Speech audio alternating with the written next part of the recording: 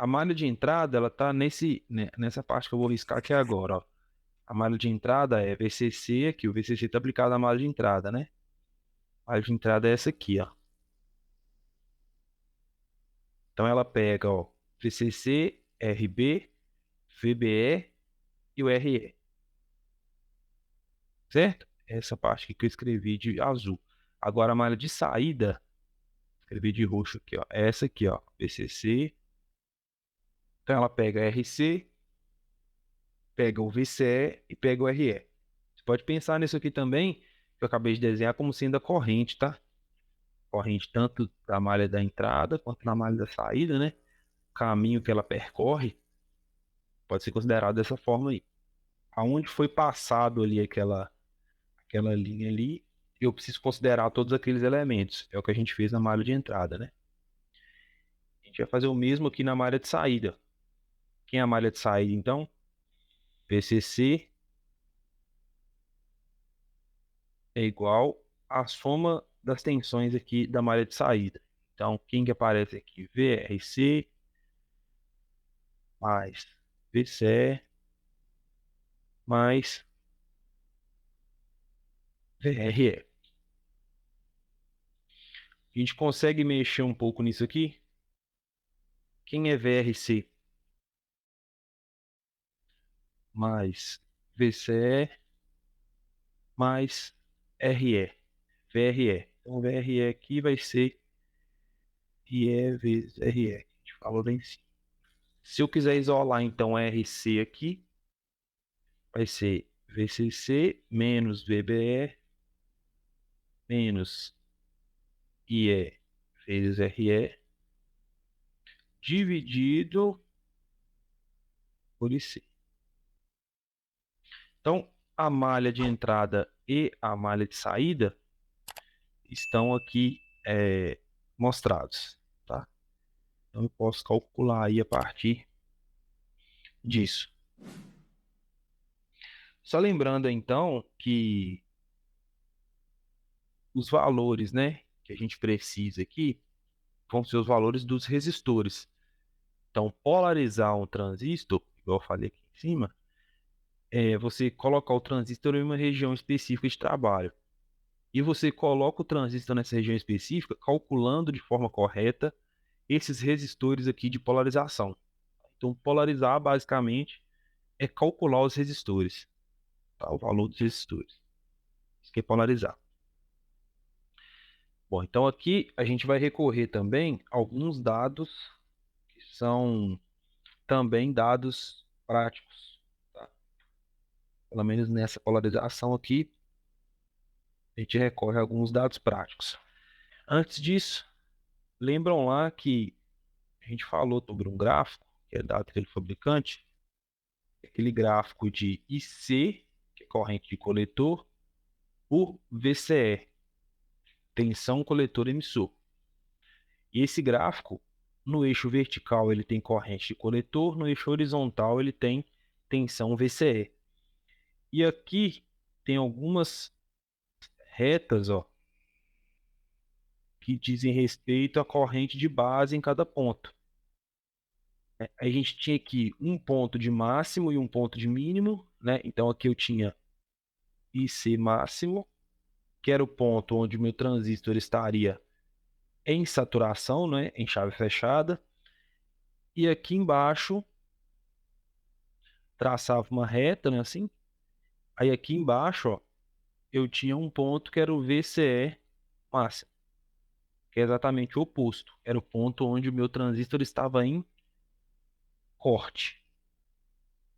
Beleza? Então, quando ele fica transitando entre esse ponto do gráfico e o ponto de baixo aqui, ó, cada hora ele está em um extremo desse da reta, a gente fala que ele está operando como chave, tá? E isso aqui não é operar ainda como amplificador. Essa reta aqui, falei ontem também, essa reta é chamada de reta de carga. Porque o fabricante não te dá essa reta, tá? Ele te dá só a curva aqui das correntes de base, que são essas aqui, ó. IP1, IP2, IP3, IP4, IP5 D6, B7. Por quê? Porque para cada circuito que você tiver lá, né, que você for aplicar o mesmo transistor, você pode ter diferentes valores de corrente de base, né? Então, esses valores aqui não são fixos. Então, essa reta em preto aqui, a gente pega o gráfico que o fabricante fornece e a gente faz essa reta aí de acordo com o circuito. A gente pode usar também algumas análises computacionais, né, para fazer isso aí. Então, não necessariamente a gente precisa fazer isso à mão. E quando eu forço o transistor a trabalhar no meio desse gráfico aqui, é a região chamada de região ativa. E o meu transistor vai operar como amplificador se ele trabalhar no meio desses dois extremos. Aí eu falei que esse ponto aqui no meio dessa reta é chamado de ponto Q, né? Que é o famoso ponto quiescente. A partir daí, olha, eu acho um valor aqui que eu vou chamar de VCEQ. Então, tensão coletor emissor quiescente. E aqui também, olha, eu vou achar um valor de corrente coletor, que eu vou chamar aqui de corrente coletor do ponto Q, né, quiescente. Se eu calculo, aí eu volto aqui nos resistores, né? Se eu calculo esses resistores aqui de forma que eu obtenha o valor de VCEQ que foi achado nesse gráfico e também o valor de ICQ achado nesse gráfico, eu garanto que o meu transistor vai estar operando como amplificador. Então aí eu vou poder montar esse circuito aí físico, né?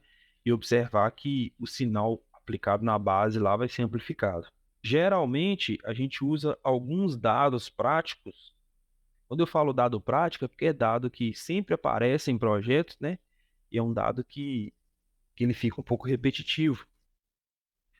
A gente tem que VC aqui vai ser igual a VCC sobre 2.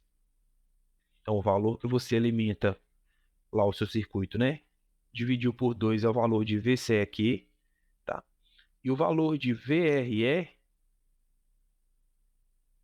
geralmente é 10% de VCC. Ou, se escrever de forma diferente, 0,1 vezes VCC, tá? Então, geralmente, esses valores aqui, ó, funcionam bem quando a gente quer trabalhar transistor com amplificações comuns, tá? Se o circuito não for muito mirabolante lá, não tiver nenhuma particularidade que tem que ser observada, se eu considero esses valores aqui, né, de VCE aqui igual a VCC sobre 2 e de VRE igual a 10% de VCC, a gente consegue ter valores aí satisfatórios. Beleza? Acrescentar lá na página aqui.